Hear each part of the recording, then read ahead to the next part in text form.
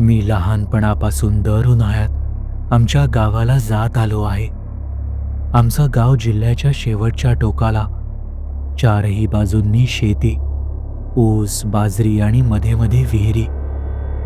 संध्याकाळी 6 नंतर गावात एक वेगळी शांतता पसरते, शहरात कधीच अनुभवायला न मिळणारी. लहानपणी मला गाव खूप आवडायचं, पण जसजसा मोठा होत गेलो तसतसं काही ठिकाणं मला टाळावीशी वाटू लागली. अशीच एक जागा होती, गावाच्या पश्चिमेला असलेली आमची जुनी शेती. त्या शेतात जायला गावातून एक मातीची वाट होती, साधारण अर्धा किलोमीटर. दोन्ही बाजूंना उंच उसाची शेती, इतकी उंच की माणूस पूर्ण लपून जाईल. दिवसाढवळ्या त्या वाटेने चालायला काहीच भीती वाटत नसे, पण सूर्य मावळला की गावात वेगळीच गोष्ट सांगायचे. त्या वाटेने एकटं जाऊ नये, कारण विचारलं तर उत्तर मिळायचं, रस्ता चुकतो. मी तेव्हा अशा गोष्टींवर हसायचो. मला वाटायचं GPS चा काळ आहे, रस्ता कसा काय चुकणार. एकदा पावसाळ्यानंतरचा काळ होता. ओली माती, ताजे पीक आणि हवे सतत ओलसर वास. मी तेव्हा कॉलेजला होतो आणि सुट्टीत गावाला आलो होतो. त्या दिवशी संध्याकाळी काकांनी सांगितलं की शेतातली मोटार बंद करून यायची आहे. पाणी दिवसभर सुरू होतं. बंद केलं नाही तर विहीर रिकामी होईल.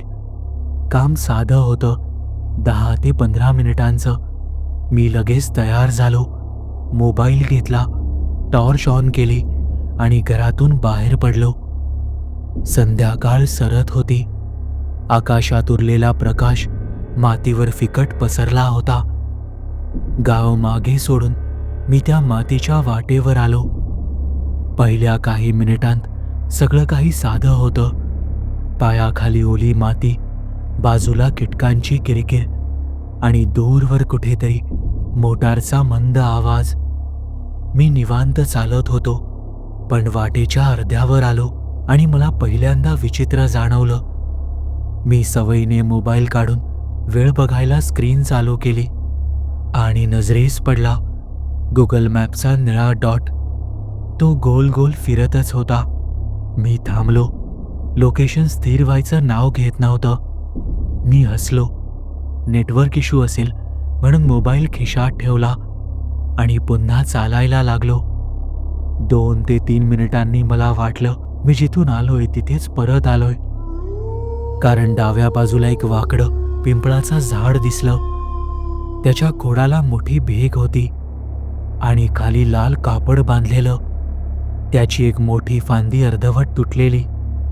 मी आधी विचार केला की वाटेत असंच दुसरं झाड असेल, पण थोडं पुढे गेलो आणि पुन्हा तेच झाड. आता मी नीट पाहिलं. तीच भेग, लाल कापड, खाली तुटलेली फांदी, सगळं तसंच दिसत होतं. माझ्या अंगावर काटा आला.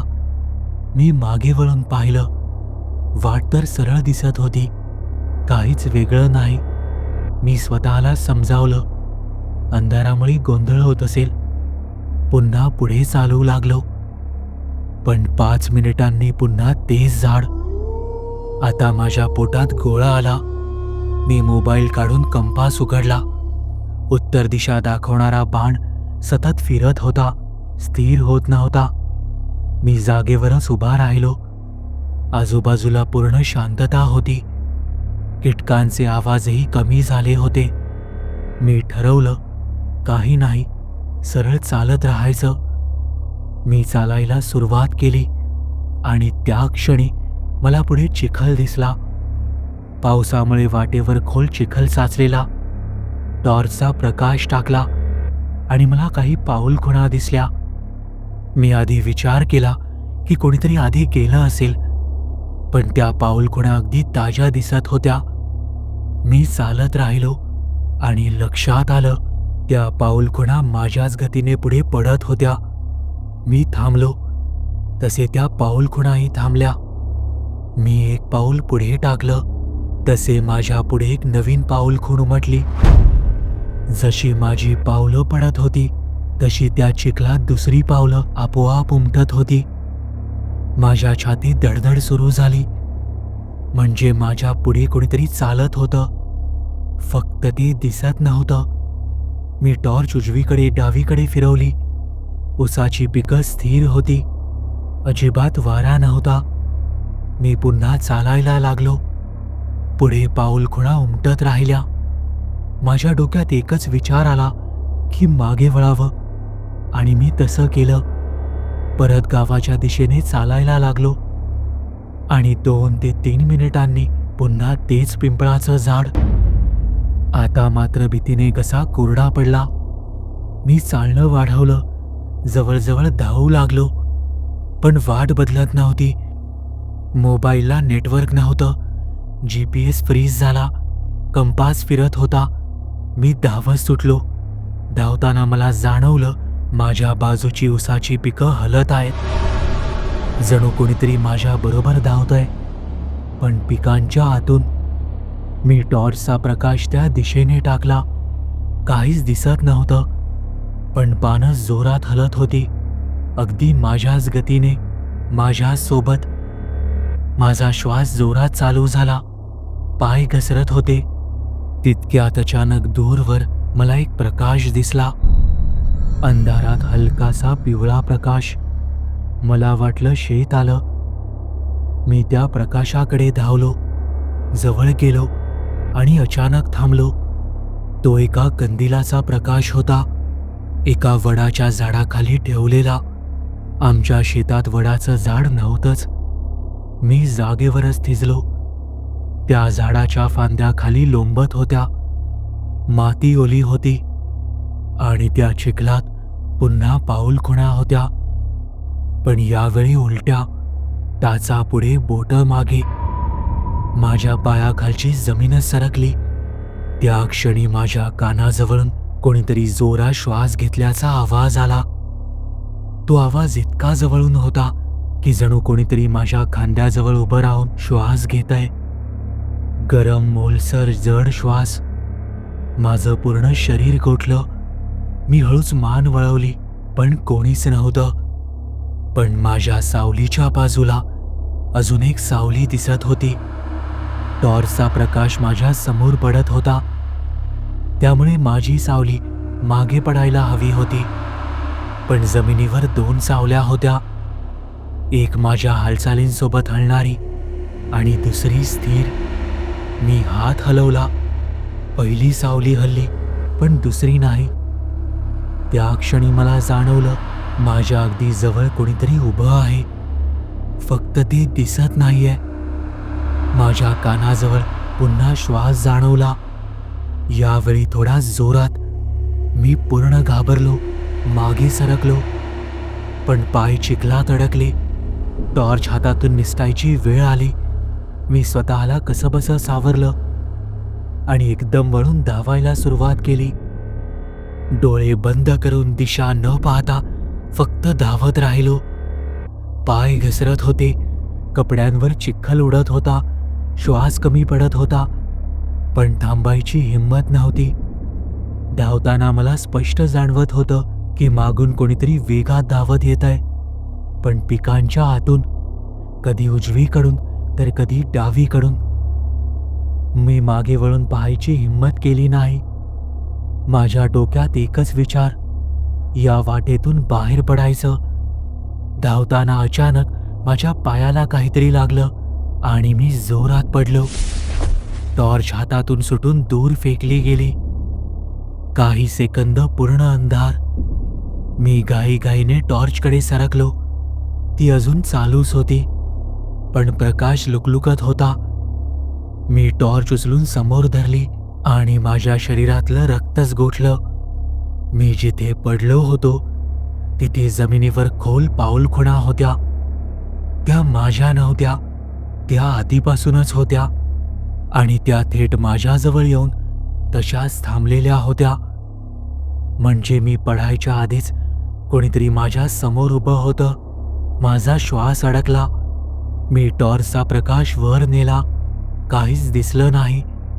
पण टॉर्चचा प्रकाश जसा पुढे सरकला तसा मला पुन्हा काही अंतरावर प्रकाश दिसू लागला. मला कळेना की मी पुन्हा तिथेच आलोय का. मी इतक्या वेळ धावूनही त्या झाडापासून दूर जाऊ शकलो नव्हतो का. भीतीने माझं शरीर सुन्न झालेलं. मी उठलो आणि पुन्हा धावायला लागलो. यावेळी डोळ्यात पाणी आलेलं. श्वास तुटत होता, पण पाय थांबत नव्हते. पण धावत असताना अचानक मला घंटानादासारखा आवाज ऐकू आला. सुरुवातीला मंद, मग वाढत जोरात, जणू कुठेतरी मंदिर जवळ येत होतं. मी त्या आवाजाच्या दिशेने धावू लागलो. शेताच्या परिसरातून मी बाहेर पडू लागलो. मोकळी जागा आली आणि अचानक मी उजेडात आलो, गावाच्या मंदिरासमोर, आणि तिथेच कोसळलो. पुढचं मला काही आठवत नाही. जेव्हा शुद्धीवर आलो तेव्हा मी घरात होतो. शरीरात ताप, कपडे चिखलाने माखलेले, पायावर ओरखडे. काकांनी सांगितलं मी मंदिराजवळ बेशुद्ध अवस्थेत सापडलो.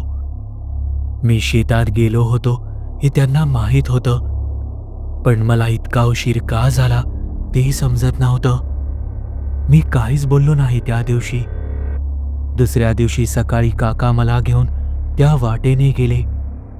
सूर्य वर आलेला, सगळं स्पष्ट दिसत होतं. मी कालची सगळी दृश्य आठवत चाललो होतो, पण वाट अगदी सरळ होती. ना ते पिंपळाचं झाड, ना वडाचं झाड, ना तो कंदील, ना चिखलात पाऊल खुणा. जणू काहीच घडलं नव्हतं. मी त्या जागेवर थांबलो जिथं मला वाटलं मी पडलो होतो. तिथे माती थोडी दाबलेली दिसत होती. काकांनीही ते पाहिलं. काही सेकंद ते शांत उभे राहिले आणि मग म्हणाले, या जागी खूप वर्षांपूर्वी एक माणूस हरवून गेला होता. रात्री शेतातून परतताना रस्ता चुकला आणि सकाळी त्याचा मृतदेह सापडला. तेव्हापासून सूर्यास्तानंतर लोक या वाटेने जात नाहीत. कोणी उघडपणे बोलत नाही, पण जाणं मात्र टाळतात. मी त्यांना काही जास्त विचारलं नाही. घरी परतलो. त्या दिवशी रात्री मला झोप लागली नाही. डोळे मिटले की तीच वाट, त्याच पाऊलखुणा आणि कानाजवळचा श्वास. मी दुसऱ्याच दिवशी शहरात परतलो. त्या घटनेनंतर आज 8 वर्ष झाली. मी पुन्हा कधी त्या शेतात गेलो नाही. काका अजूनही मोटार बंद करायला दुसऱ्याला पाठवतात, पण सूर्यास्ताआधीच. कधी कधी क्युरिओसिटी म्हणून मी गुगल मॅपवर त्या जागेचं लोकेशन उघडतो, आणि अजूनही कधी कधी निळा डॉट तिथे फक्त गोल गोल फिरत राहतो, स्थिर होत नाही. जणू अजूनही त्या वाटेवर कोणीतरी फिरत आहे.